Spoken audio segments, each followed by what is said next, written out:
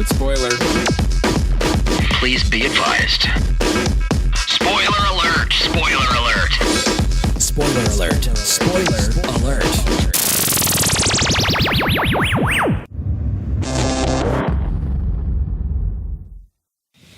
Hello, everybody, and welcome to Spoiler Ep 52. Haven't done a spoiler up in a little while. It's pretty exciting. It is pretty exciting. I mean, this is the perfect movie for three pasty white guys to talk about.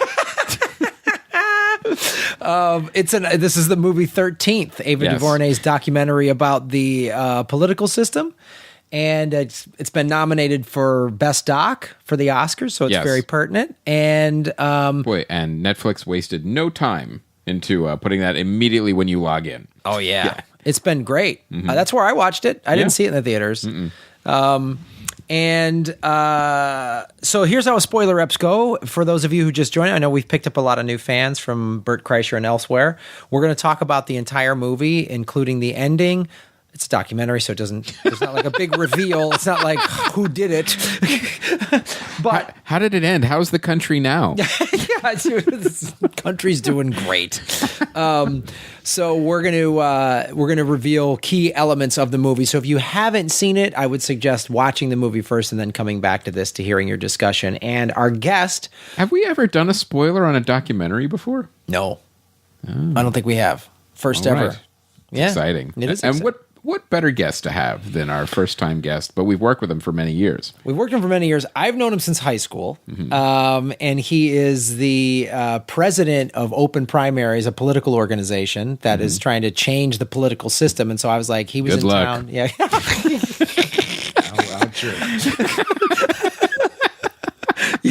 yeah. He is a glutton for punishment.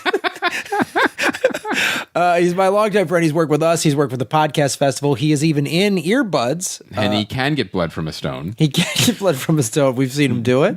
He's in the movie Earbuds. Ladies and gentlemen, John Opdycke. Hello, glad to be here. All right. First time in the cave, very exciting. Yeah. It's really exciting to have you here, JP. Really, I feel like every time we work with you, it's in a meeting or, we're going on some kind of lunch meeting or something. Now you're in the garage as part of the podcast. Yes. It was fascinating. here. You were talking about the gargoyles, and you were like, "Oh, I was just in Paris, and you guys had a great gargoyle talk." We did.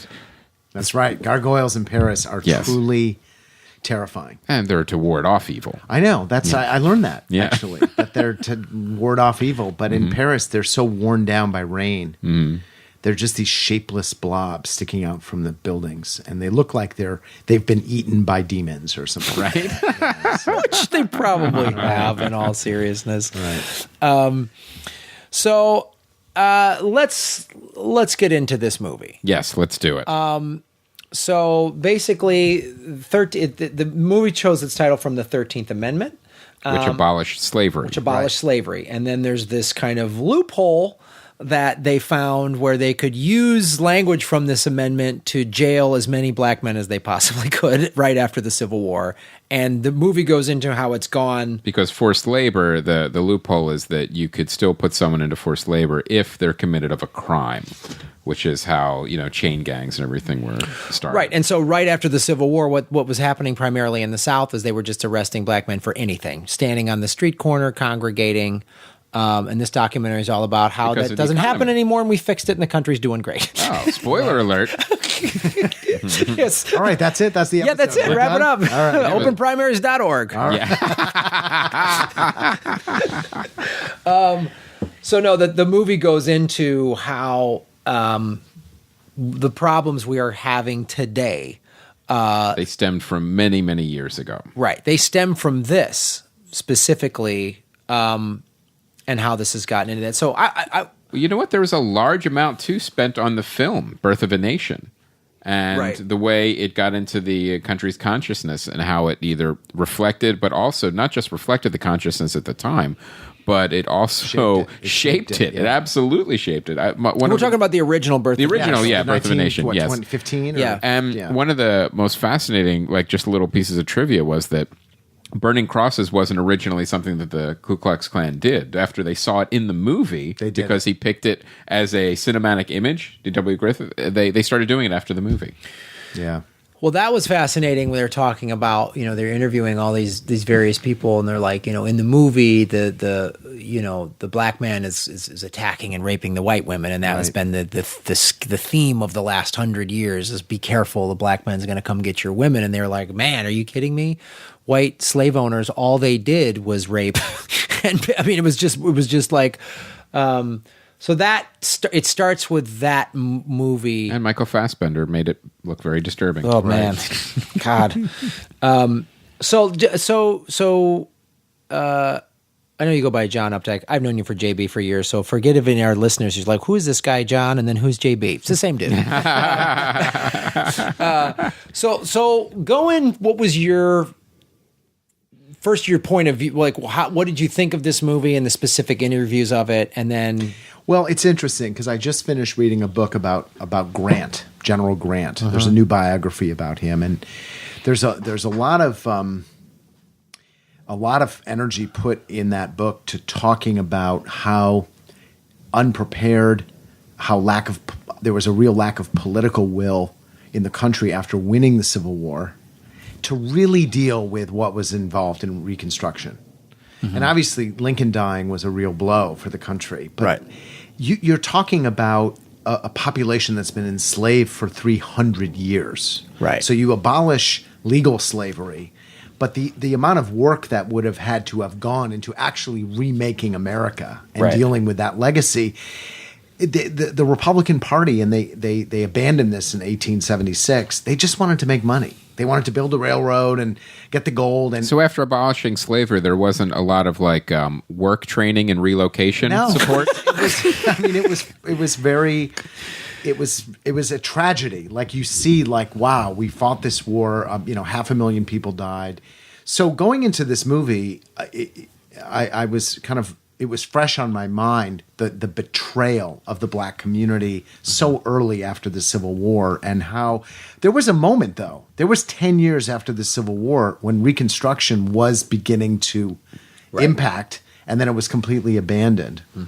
I must say, I just think it's such important history. It's not black history, it's American history. It's every person in this country needs to know the ins and outs of the original American sin. I mean, that's just it's just such a because it's still happening today. I mean, what you just said, the Republican Party could have rebuilt this country, and instead they chose to do money. The two parties have been, we could talk about this current what just happened this current election. Like the Democratic Party, when Clinton got power in the 90s, could have actually rebuilt, but no, they just went for money. Well, they go through that. A lot of it was just interesting in the documentary, where the money was spent, and then the privatization of the prisons. And when that became a money-making proposition, then all of a sudden things changed, where they had to be filled all the time, and there was a financial incentive to keep them filled. Well, they went after Clinton and his 3 strikes. Yes. Although I must say this is where the movie, in my opinion, missed a huge opportunity because they very thoughtfully they looked at this issue of the war on crime and how Richard Nixon used it as part of his Southern strategy. And in some ways, in the post-civil rights era, you couldn't just actively do racial politics. You had to do coded racial politics, right? So Richard Nixon starts this kind of war on crime, but who is the guy who ramps it up? Who's the guy who puts it on steroids? Who's the guy who really takes it all the way through? Bill Clinton. Right. So part of what you look at is, wow, from 68 to 92, you have a Republican strategy that's put on steroids by a Democrat. And I thought the opportunity they missed was, wow, what does that mean for those of us in the world trying to advance civil rights? What does that mean for the Black Lives Matter movement? What does that mean for the current struggle to deal with this historical legacy and the current abuses of power and so forth? When you have the vast majority of black leaders in this country saying the Republicans are the bad guys, the Democrats are the good guys. Like the black leadership, by and large, is very much tied into that whole Democrats good, Republicans bad paradigm. And they opened the door a little bit on that, just a little bit, and then they kind of closed it. Right. That's what I felt. And I thought, wow, if they had taken that and really opened that up, this documentary would have been incredibly powerful and controversial. And I think they stayed safe. Ironically, my only disagreement with this video, with the documentary, is it's safe. It doesn't really get into the complicated bind that the country is in to be able to deal with this legacy. That's an interesting takeaway from, like, say, an expert in political analysis, like you are, because you live it every day. Like, I found the movie horrifying. It's like, like when I watched, like, because there's a lot of stuff I didn't know. Yeah. Like that lobbying group that had all the politicians and the corporations in it. What was the name? Alec. Yeah. Like, I didn't know that existed. Yeah. Like, and just see, like, the many years of influence that it had on everything. It was terrifying to me. In fact, I love that footage of when one of the congressmen got called out and, like, well, is this your bill? Well, then why does it have Alec's letterhead on it? Right. You know, because they're literally just doing the bidding of the lobbyists. Right. So there was a lot of things to find horrifying in this movie. And I think, too, if you're not as versed on the history and the politics of everything behind it, I mean, as kids, we all learn about slavery and everything in school.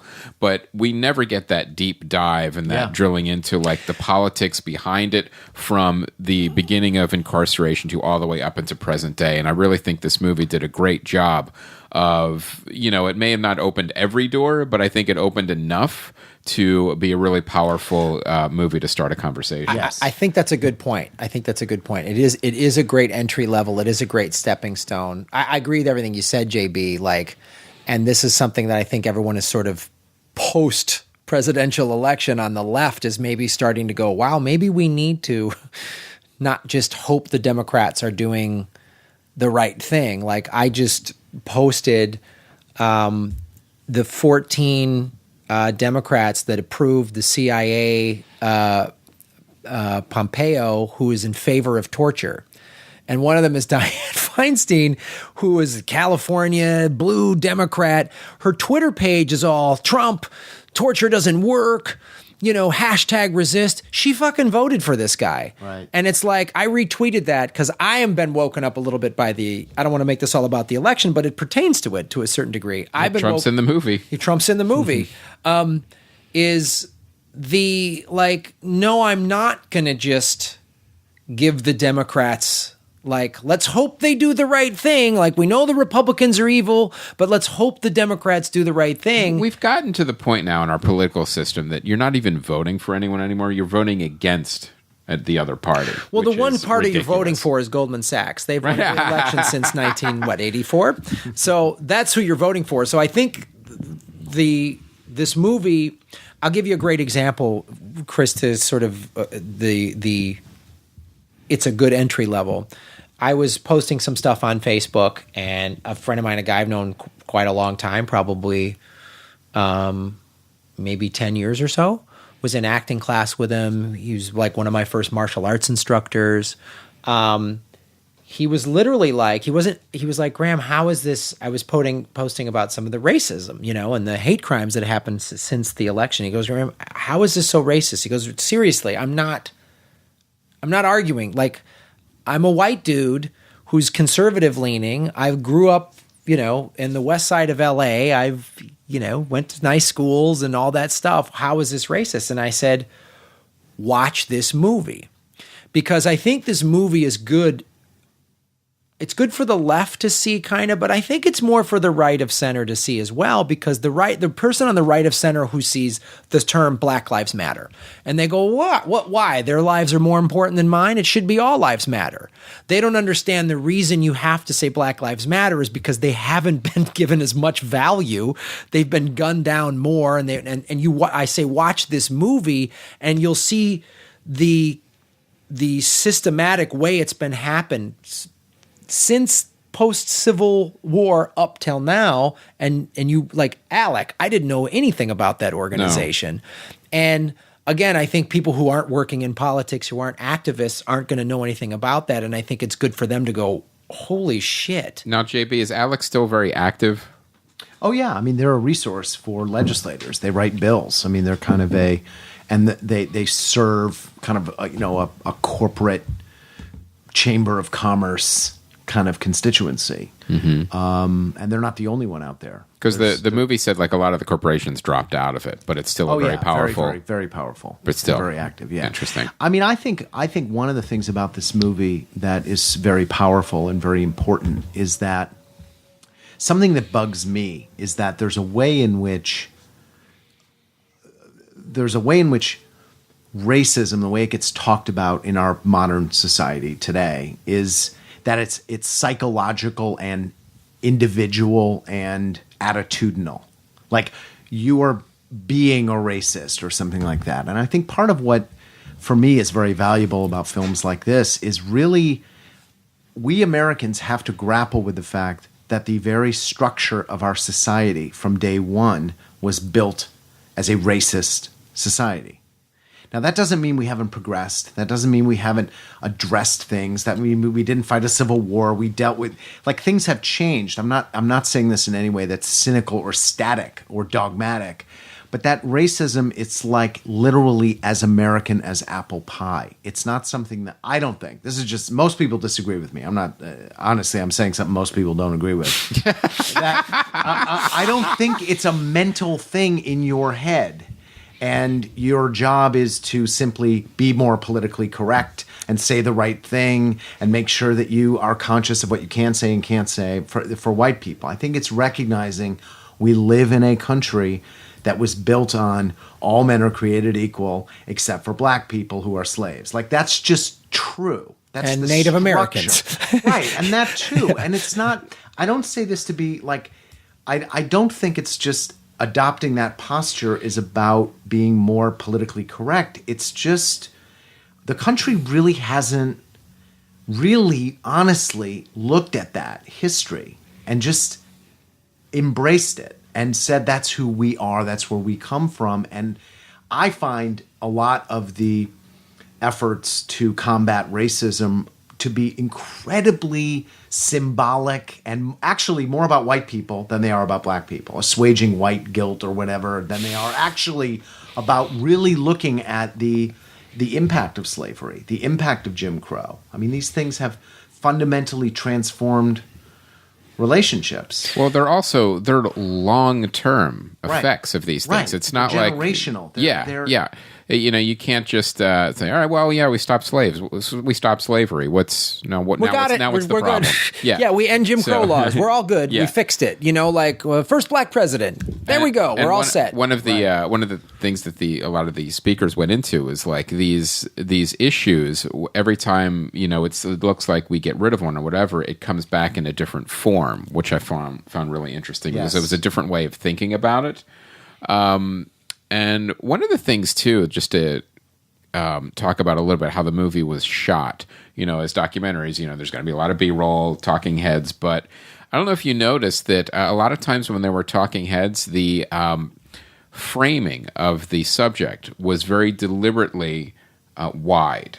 Like you saw every subject was maybe in the corner or down low, and then the rest of the frame was just the background. Mm-hmm. So it was a very interesting choice that the director, Ava DuVernay made it. Just to recap, she directed Selma. Yes, and not to be pigeonholed into race movies, she's doing Wrinkle in Time next, a giant budget, fantasy movie. Well, she's a good director. I mean, the thing that I saw, like to do Selma, this very specific period piece about a very iconic person, a very specific time in that guy's life and our history, to then go to a documentary, a political documentary that I agree it isn't and this is again hoping why I think this movie can be an entry point and what you said, this is about American history. It shouldn't just be, that's the black documentary about the black history. We'll just learn about this in February. Yeah, like exactly right. No, it should be, this is American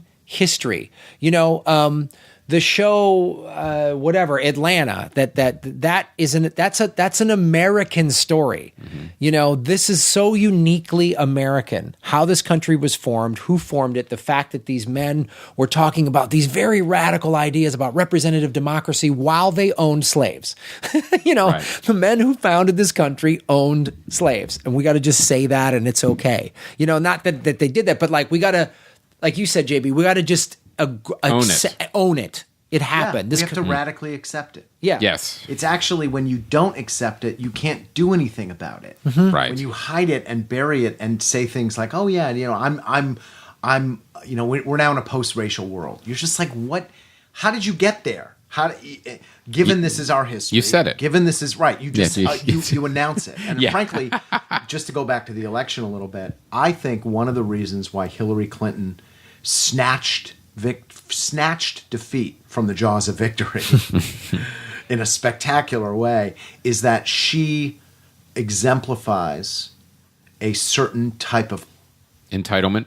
Well, symbolism, pronouncements. You can just, by saying I'm for teachers, like that's all you need to do. It's all symbolic. It's all rhetoric. It's all the politics of we're just going to say these things and we're not going to go through the mud. And I honestly think why some people were attracted to Donald Trump is he basically said, America's an ugly country. We're an ugly, ugly country. We have there's anger and division and all kinds of things, and I am not going to sugarcoat that at all. In fact, I think he's an opportunist. I think he's a buffoon. I think he's a showman. I think he's that kind of thing. He's a snake oil salesman. He's a snake oil salesman, but and it wasn't even his words. It was more his activity of kind of like, look, we can't symbolism our way out of the pickle we're in as a country. Right. We're divided. We're losing. You know, we can't do it. We have to do something Twitter's else. not going to solve the problems. Well, you know. Actually, he did think Twitter would solve the problem. You know. So, well, first I would recommend go to alecexposed.org, ALEC expose.org if you want to learn about what ALEC is. But definitely watch this. Let's go around too and say the most surprising thing about the movie. Like what you learned. I mean, that was for me. It was Alec. I had no idea that existed. Like, is there something new that when you saw him, like, oh my god? Well, for me, it was the thing. The beginning of the movie, the title of the movie. I didn't realize that because I was the puzzle. I was like, the 13th Amendment is the title of the movie, and this is about the incarceration of black men. I was like, I didn't see the connection. That thing, I was like, oh, they found a fucking loophole.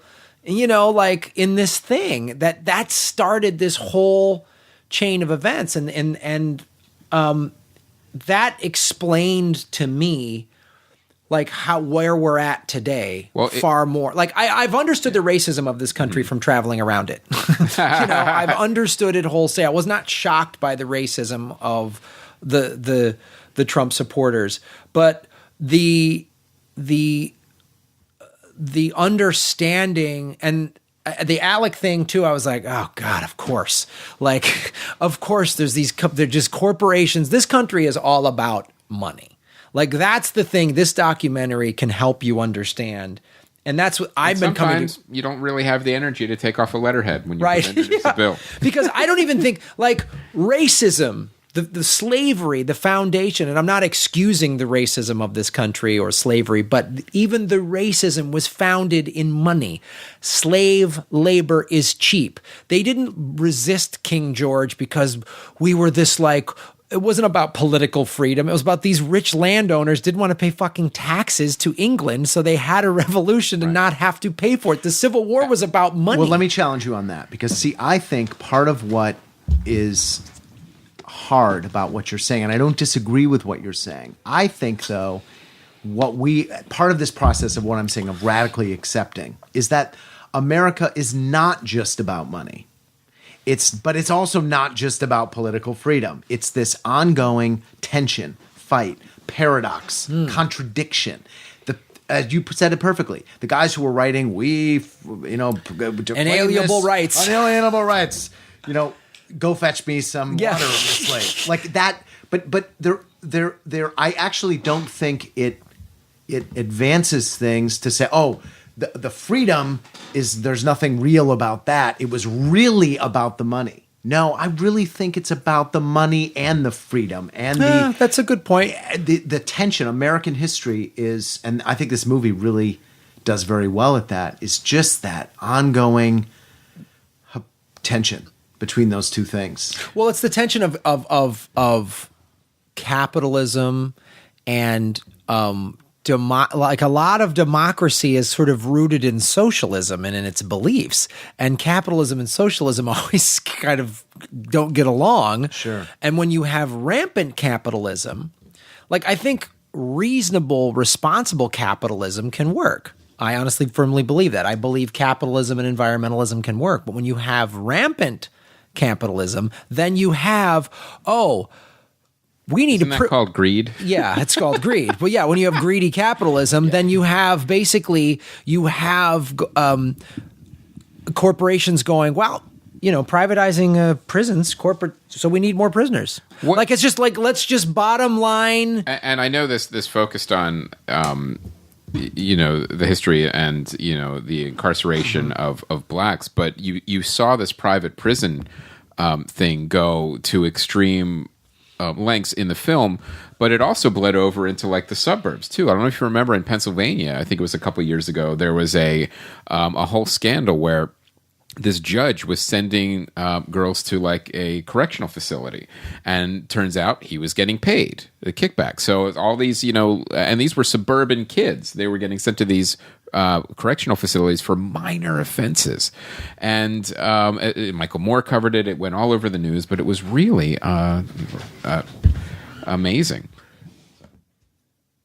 So it's interesting how the greed can literally trump everything. You don't seem like, oh well, this can't happen in our neighborhood or whatever, and like, oh yeah, it does. It happens all the time. And eventually they went to prison. But how many lives and how many years were stolen from young people just because of greed? It's funny. I think what you're saying, and like JB, what you're saying, this radical acceptance.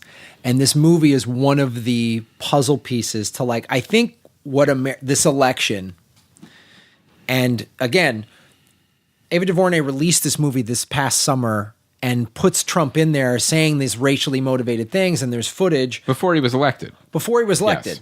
And there's footage, and I remember seeing this during the campaign of like black people going to Trump rallies and getting fucking harassed and beaten up. And some of them were just sitting there quietly they didn't have an anti-Trump shirt. They were just quietly sitting there, and they got turned on. And you saw the guy that elbowed the one guy in the face. God. Now, there was, they didn't show the second part of that story where they actually came face to face and reconciled. That actually was on the news. For those two people. They also, the part where they showed Trump was around the Central Park 5, which I was in New York. I lived through that and saw the documentary last year about the release of them. They were all innocent. In fact, the guy... What is the Central Park 5? So tell us... Okay, so it was a very sensationalist rape trial where a woman, a jogger, Central Park jogger case, she was beaten, unconscious, put in a coma, and raped in Central Park. This was what year? When was this? I don't know, 90... In the 90s. 90, something like that. Okay. So they picked up these 5 young African-American kids who were walking through Central Park, and they arrested them, interrogated them, and forced confessions out of all of them. Turns out the woman had been raped by a guy who went on to rape like 4 other women, and they didn't find him until he was in prison on another charge. He'd been caught, and they had DNA. And they released these 5 guys. But the media, they turned them into animals. They said they invented this term called wilding, and they basically painted this picture of this pack of young African-American males roaming through Central Park looking for prey. They literally used that whole language. Looking for white women. Right. Just like Birth of a Nation. Donald Trump was one of hundreds of people, the vast majority of whom were liberals, progressives, who, by the way, they're the ones who elected Rudy Giuliani. They didn't want to go with David Dinkins anymore. And I think that I'm not saying this to kind of say, conservatives are.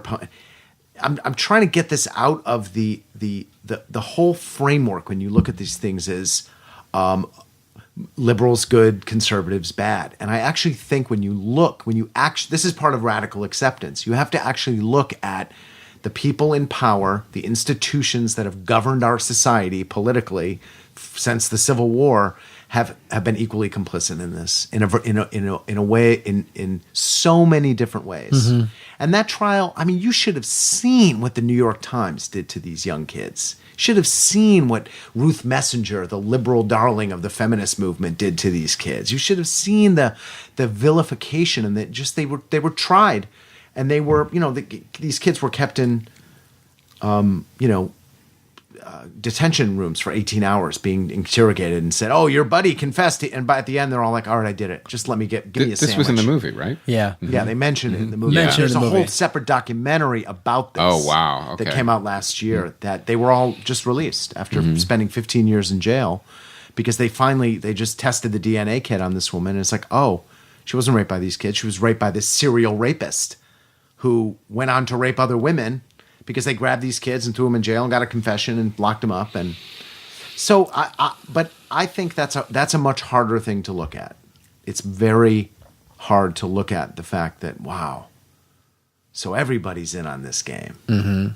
Everybody's in on this, the graft and the grab and that does. But I'm not saying that like, oh, that means the people in are particularly evil. They're not. They're people that work. This is just American. Some of them are evil. Some of them are evil. Some of them are hear pure that, evil. But it'd be easier if it was just evil people. I think most of them are just regular people that go home to their wives. And well, kids that's part of the thing is and this is when you have, and this is what the documentary focuses on, when you have this sort of institutional and you racist commerce. There's people making money from it. You also of all races, of all political backgrounds, Yeah. and that's the tough thing. Like it's like the environmental issue. Like, I work for a coal mine. So how do you're going to shut my coal mine down? I need the job. You know what I mean? And then it's not like if you were coming in saying we're shutting down the coal mine and we're putting in a factory that builds wind turbines and solar panels, but they're not doing that. So it's like then the guy that works at the coal mine or the guy that works at the prison. I'm a prison guard. I'm a jailer, and maybe plenty of them are of all different ethnicities. And they're like, well, I need this job. Yeah. And if you like, I would say, the old saying is people vote with their wallets. Right. Too. Well, that's what just happened in this past election. I mean, there were so many counties that voted for Obama twice that then voted for Trump because they were like, where's my job? And Obama didn't have some like sweeping jobs program. He just kind of got the economy a little better. He kind of, he helped Detroit, but he didn't come in and say jobs, jobs, jobs. And he couldn't get any infrastructure passed. Yeah, I mean, it was like, so this movie goes into like the generational commerce and racism. And what I was going to say is what this election showed, and America it showed everything, all of America's problems. Yeah. Our racism, our inequity of the 1% and the 99%, the problems on the left, the fact is, if because Obama didn't go to these factory towns and Hillary didn't go to these factory towns where their coal mine was shut down or whatever and say, I'm going to come up with some new jobs plan for you. They didn't do that. They're not a populist party. You said this to me. The Democrats are not a liberal populist party. They should be, and then you say things like, white privilege. Well, if I'm 6th generation poor white coal miner and I hear that term, I'm going to be fucking furious at that term. I get it. You, the three of us get it. We're college educated white guys. We have actually enjoyed white privilege. We know what that is. Not enough, though. Could use a little more. Yeah, for sure. I could use a private jet. But like, we've never been pulled over by the cops for no reason and shit like that. But then you say those charged things, and this country doesn't want to deal with any of it. It doesn't want to deal with the fact that the banks and the big oil are running everything. ExxonMobil is now in charge of the State Department. I wouldn't agree that the country doesn't want to deal with it. I actually think the country does want to deal with it, and the country has no tools to deal with it. Oh, okay. I think the existing tools, and these are political tools, they're cultural tools. They're like, how do people come together to deal with it? They don't exist. And that's a hard thing. I think the existing tools, which are the parties, and when I mean the parties, it's the parties and all their Tendrils. media and tendrils. Yeah.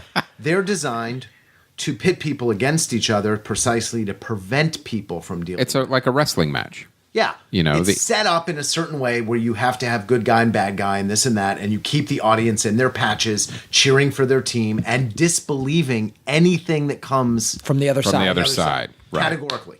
Categorically. Doesn't matter. That's why this whole thing with fake news and the inauguration and this and that, it's kind of like, yeah, that's true. Liberals don't believe anything that comes out of Fox News. Conservatives don't believe anything that comes out of MSNBC. And those are placeholders. It's Sure.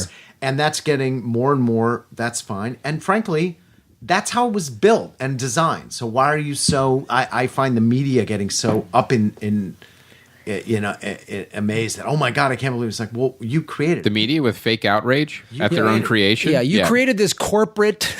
Yeah, you built it. It was funny. It was like corporate when team media. When like about 10 years ago, there was a study that said most people under 30 are getting their news. This is when Jon Stewart was doing the Daily Show. And I remember seeing people on CNN just like, and their whole tone was like, oh, these kids today, they're not getting real news. I was like, no, motherfucker, you've been spewing 24/7 bullshit.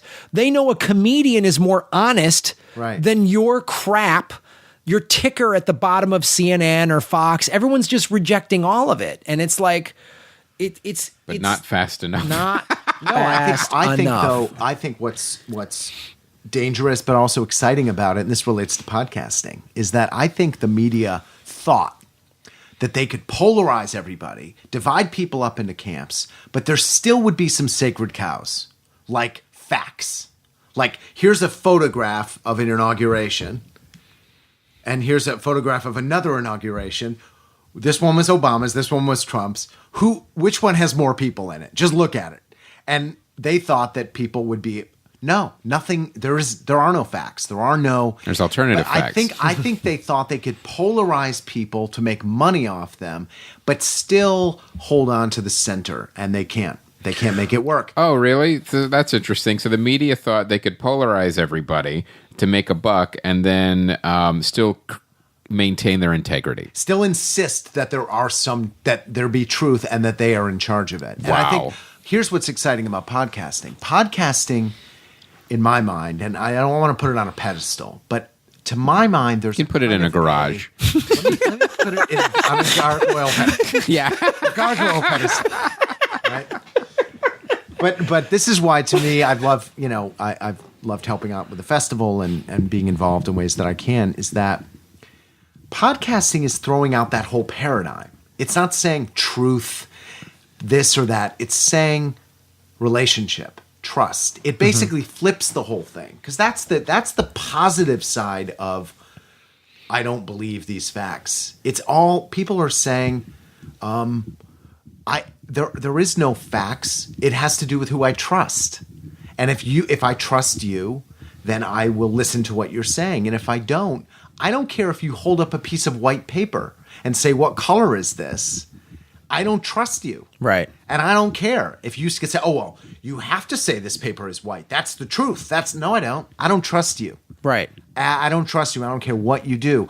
But I think the positive side of that, and the podcast community is embracing this, is they're saying, yeah, it is all about trust. It's about relationship, and we have to go build those relationships and build them in some new ways. Mm-hmm. I mean, your audience is not a quote-unquote liberal prepackaged audience or a conservative prepackaged audience. It's a international group of people from all kinds of background and politics, and that is very powerful. Well, that's the thing, and it's said in earbuds. You know, it's like, and Will Anderson talks about this in Earbuds, but even his lengthier interview, Will Anderson came from morning radio in Australia, Right. which they call brekkie, breakfast radio.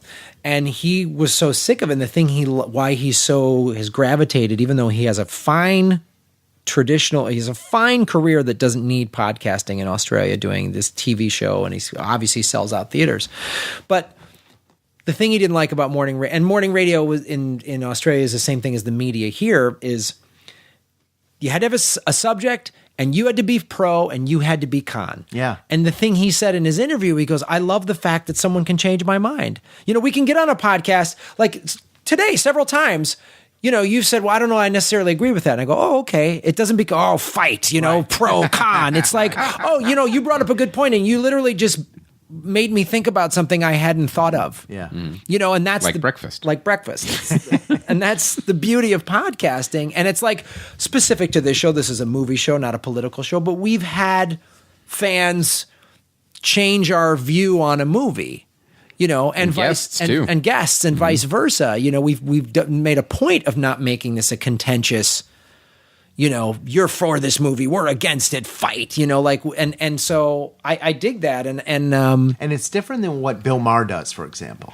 right. So Bill Maher brings out a liberal, a moderate, and a conservative, and then he jokes with them. And on the one hand, there's a little bit of like, oh, it's not so serious. But Bill doesn't in any way create a conversation that creates possibility, as you're describing, of like, oh, I learned something, and that kind of thing. It's basically what he's done is let's make fun of how bad politics is, but not do anything new. And I honestly, I think podcasting, without even in some ways being self-conscious of it, they're creating new forms of conversation. They're Right. literally creating new ways I think of that's talking. true. Yeah. That's very different than what people are doing on traditional media. So now getting back to the movie too, one of the things I found surprising was that Newt Gingrich making sense.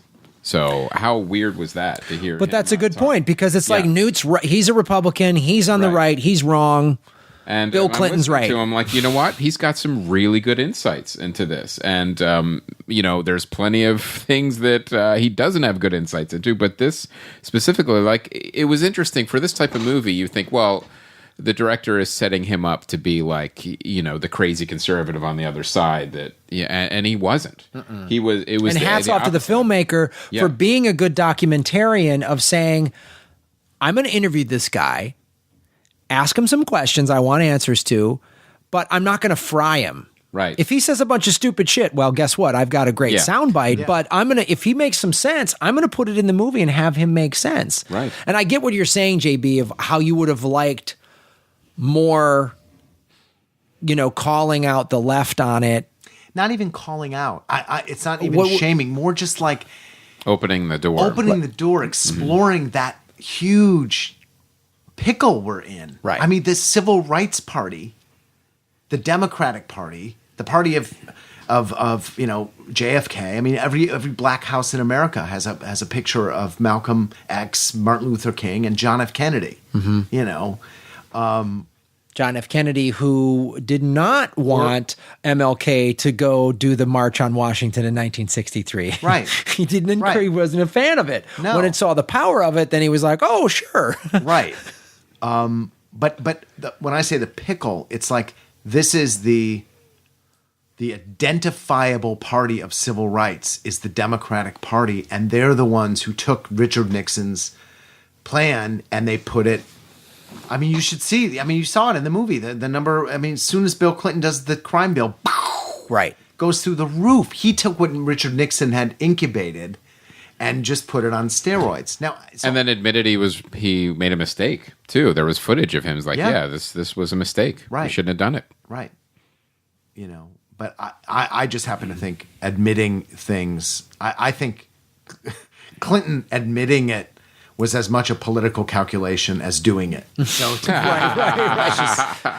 I've bumped heads with the Clintons one too many times. But again, it's not even from like, oh, it's not. I just think we need new ways to just simply look at these things. Not jumping to being like, oh my God, they're horrible. Oh my God. There's no space in politics, in that media thing of just looking, just being able to look at the good, the bad, and the ugly and just allowing it to be. Because if I hear what you're saying, then when looking at it is where, and not assigning a judgment or a win-loss to it or whatever, and looking at it, then we can kind of sit down and actually have a conversation, not a debate, not a argument, but a discussion on how do we fix this, right? Yeah, I mean, think about personal relationships. So someone you're in a relationship with says, I'm just sick and tired of, coming home and, you've left the dishes out and I want to come home to a clean home or something like that. Right. What happens if you immediately say, "Oh, okay, got it. I'll take care of that. I'm done. No, don't worry about it anymore." Bah, bah, bah, bah, bah. Or you do, "What are you talking about? You're wrong. You're crazy. You're not." Yeah, well, you leave out your clothes, or they do that argument. Right. So it's kind of like I'm not sure where this is going. I'm just talking about clothing and dishes. Go ahead. No, talking about a relationship where somebody brings up something you don't like. Right. And I've done. Listen, Chris. No, Chris, listen. I was just thinking of all the dishes in the sink right now that I have to clean. Chris, you leave. Go do that. We'll take care of this. Okay. No, but the in my mind, the instantly agreeing with or the instantly disagreeing with has the same effect, which is to say, shut the fuck up. I got this under control. No need to talk. I got it done. And you move on. And actually, it tends to sweep everything under the rug. Because so in keeping with the in keeping with this dishes in the sink analogy, it's like, I have that conversation with my girlfriend. We need to have that conversation because there's a bigger conversation here of like, look, silverware. Chris is fighting with his wife right now. That's why he must be uncomfortable with this. No, but it must be. It's like maybe there's a bigger conversation to have. Like, look, it's not necessarily just about the thing. I want our life to be. I want to have the way we manage our home. Right? Is that what you're talking about? Like, yeah. Because in the discussion about the dishes is the bigger discussion about what. Because I've had that, with a girlfriend or something where there's a little thing and you talk it out and it's a little uncomfortable going through it, which is why Chris makes jokes. And then but I don't like doing dishes. But at the end of it, it's real. But it's real. And then at the end of it, you actually come to a resolution that has a bigger fix and a better trajectory for the relationship versus just fine, I'll do the dishes. Yeah, right? Or screw you, I'm not doing the dishes. Right. So you're saying the polar opposites are equally as damaging. Yes. Okay, I got it now. And then it's right. You should have just put into science terms, not housework. Got it. And yes, Polar Express is a great movie. Well, I don't think it is. You're wrong. Awful podcast. Steven Tyler was great in it. No, I get that, and I think it's the unwillingness to have a discussion that's part of the problem. Yeah, and I'm not talking. I think that the something that gets short shrift is that Americans are fully interested in and capable of having national conversations. I think actually one of the brilliant things about Barack Obama was how he ran for president. Right. I think the way he ran for president created opportunities for new kinds of conversations. It wasn't just that he ran to get elected and then he governed. I actually think he ran much better than he governed, though he governed pretty well. How he ran was brilliant. He created a conversation and people wanted to be a part of that conversation. Well, do you guys want to do some final thoughts on the movie? Yeah. It's good. People should see it. Yeah. It's one of those documentaries that brings you into a world that you may not be completely aware of, which is what all great documentaries do. But also, it has that frame of reference. Well, you might know part of the story, but you don't know the whole story. And I think the other thing to tack onto that, Chris, is it bringing you into a world you might not know a lot of. It, for me at least, then gave me a thirst for more knowledge about this subject. Yes. Like, I want to learn more about this ALEC. I want to learn more about legislation and these private prisons. And right. And it also then made, and it makes my love of Orange is the New Black that much deeper. 'Cause Orange is the New Black is not a comedy. It's a social commentary about the prison system that has jokes in it. Like it's pretty scathing and rightfully so, because the prison system is insanely corrupt. Yeah. So yeah, it was cool. 13th, check it out. It's streaming, and it's nominated for an Academy Award, and it's a really good documentary. You really want to check it out. Yeah, the other documentary features that are nominated are Fire at Sea, I Am Not Your Negro, Life Animated, and OJ Made in America. So I've seen 13th and OJ Made in America. Those are pretty good. I want to see the other ones, but it deserves the nomination, and it's a really well put together documentary for sure. Yeah, and look, and it's eye-opening. When you watch 13th and you watch OJ Made in America, they're relatable. Yeah, you can start to see. I'm starting to see more connections to everything now more than ever, because all of these problems have been like thrown up big, and everyone you might be recruited by the Freemasons. Yeah. Maybe I already am, Chris. Yes. Oh, see, now it's all related. That's not good. Maybe that's why I have pyramid symbology everywhere. Right on your car. That was a weird bumper sticker to put on. Well, no, I'm making my car into a pyramid. I'm going to drive around in a mobile pyramid. It's with a big eye on the side. Yeah, as long as Luxor Casino gives me a taste. All right, John Opdycke, tell us a little bit of where can open primaries. So what can that do? Okay. And how can that help with regards to this documentary? Sure. So this is we're running a campaign right now at openprimaries.org. Both the Democratic Party and the Republican Party are electing new chairmen for the DNC and the RNC, and we're running a petition campaign. We just passed 50,000 signatures today to encourage both parties to adopt a completely open primary for 2020. There were over 30 million Americans who were disallowed from voting in the presidential primary this year. I read your guys' statistic that in not only 9% of Americans voted for Hillary and Trump in the primary. Yeah. That is staggering to me. Yeah. You explained this to me because I was like, why do we need to change the primaries? You explained to me that it's at the primary level is where it's really easy to manipulate the system. Oh, yeah. I mean, 85 to 90% of elections in November are non-competitive. Either there's one candidate on the ballot or there's an incumbent running against token opposition. Very few elections in this country are competitive. So the primary to determine those candidates is oftentimes the only election that matters at all. Well, the presidential primary didn't even used to have candidates. The party leaders would decide the That's nominees. true. And primary, this is part of what's the tension that's going to our dialogue about America's not one thing. Primaries are a reform. There used to not be primaries. The parties did it behind closed doors. They just said, this is our person. Exactly. The quote, smoke-filled room. Right. They would come out, and then that's the nominee. Exactly. So in some ways, primaries were created to give the voters more choice and more opportunity to weigh in. But while they were being created, they were being manipulated and restructured in such a way as to make sure that the voters don't have maximal voice. So that's the tension in America. We have primaries now. It's not 1910 where, you're right, they were made in a smoke-filled room. But the way those primaries are conducted is so flawed, so controlled by the top.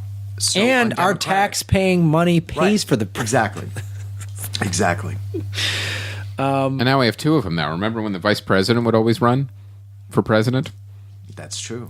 Yeah, now we get double primaries now. Yeah. Right.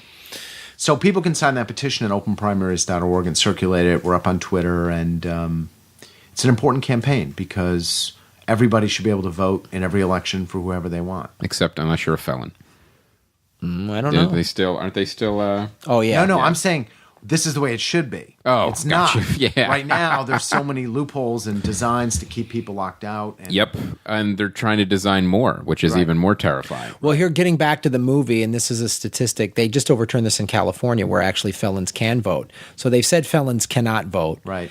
The state of Alabama, I learned this in the movie, 30% of black males cannot vote because they've been convicted of some crime. It's ridiculous. It's so obvious. It's like, it's another way they're manipulating the system of like, we'll keep these guys. Pay your debt to society. You're still a citizen. You should be able to vote. Right. And yeah. So openprimaries.org. Right. And, look, we're not a silver bullet. It's not like if you enact open primaries, you kind of get La La Land. You get Shakespeare in Love. You get Shakespeare in Love. A reasonably good movie. With some clever double entendres. My favorite part of the movie is when someone goes, one of the stage managers goes, the show, and Rafe Fiennes' character goes, go on. The show must go on. No, but we're going back to what I was saying earlier about the American people need more tools. We need lots of more tools. We need lots of ways to grab more political power. Open primaries is one way to reposition the voters modestly in a small way so they can do some new things. That's what I think. Yeah, and I'm an independent, and letting independents vote in the primary is a key thing. Yeah, and it's opened my eyes, like working. Open primaries are just a good idea. Yeah. I mean, it's let everyone vote in the primaries. And it's also, like you say, it's not a silver bullet, but it's it's the beginning. It is. If we open the primaries, then we can actually have some voting and some discussions and have people participate and get involved and new things might happen. You might get Democrats and Republicans working together on a campaign. You might get someone running for office who's an independent. All kinds of things are possible. Well, I learned that when you had me. I shot some commercials for the Amendment V in South Dakota, right? And I interviewed some of these guys, like the Democrat, the Independent, and the Republican. Those the three guys I heard, and like the Republican is just this very Midwestern, successful Republican businessman made the greatest point out of anybody. He goes, I'm from business. In business, we're always trying to be more efficient and run your business more effectively and more profitable. Why are we still running these old archaic election systems? And I was like, wow, that's a great Right. He point. said you have to innovate. If you stop innovating, your right. business dies. Yeah, that was his exactly. And he said American democracy has completely stopped innovating. It's running on fumes, and you end up getting bad product. And any business person will tell you, if you don't constantly reevaluate and reinvest in your process. And maybe do a little refurbishing. Right. Yeah. A little refurbishing. Yes. Maybe move out of a garage. Yes. Take your gargoyles and hose them down. It helps the ambiance. Well, awesome. Well, thanks for being on the show. My pleasure. And then Great what are your social media? At JB Opdycke at Twitter, which is at JBOPDYCKE, and then openprimaries.org. And is there an Open Primaries Twitter as well, at Open Primaries? Or? At Open Primaries USA. Right. Okay. So go to openprimaries.org and follow JB online. Guys, this was so great. This was awesome. And check out 13th. It's an excellent film. It's a solid category for documentaries this year in the Oscars. So definitely see that movie. All right, earbuds. It's for sale, guys. Yes. Buy it. We're trying to move out of the garage and get office space and hire some employees. If you haven't bought the download or the DVD, please do so. Remember, we sign the DVD. If you want it shipped out to you, we ship out to anywhere in the world. It is a region 0, which means it'll play in any territory. And therefore, if you buy the DVD, there's a whole section to get autographs. It'll come with Chris and I's autograph on there. And then if you follow JB Opdycke and go to one of his political things, you could get him to sign the DVD because he's in the movie. Boom. He's going to be a tough signature to track down, folks, because he's not a comedian. It's on the road. I'm on the road a lot, but I'm not a comedian. Yeah. All right. Well, thank you guys so much for listening. Thank you, JB. My name is Graham Elwood. And I'm Chris Mancini. And as always, remember... Han shot first. I got to do the dishes. That was fantastic.